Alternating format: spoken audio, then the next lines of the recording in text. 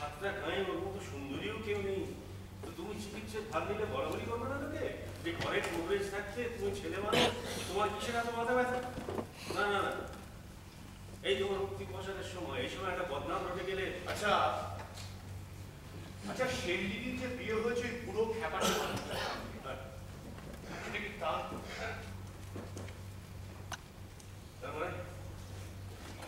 তার মানে ঘটনা যেটা আছে সেটা তুমি বিশ্বাস করো? অর্থাৎ মহাজনী দালালের পাশাপাশি একসময় মেয়ে ছেলে বেচার ব্যবসা করেছি আমি। হ্যাঁ, কয়েকটা টাকার লোভে একটা কচি মেয়েকে তুলে দিয়েছি ওই পুরো কবরেজের হাতে। গায়ের লোকের ঘটনা তো সেই রকমই। এইসব কথা আজ এখন উঠছে কেন? তুলছি বিষয় হচ্ছে তুমি যে এখন কত কাঁচা সেটা বোঝা পাচ্ছ। গায়ের লোক কিছু মাথাচোটা পথে রোজগারের টাকা দিয়ে যে তোমাকে কলকাতার হোস্টেলে রেখে ডাক্তারি পাশ করানো গেছে সে কথাও তারা মনে রেখেছি নিশ্চয়ই।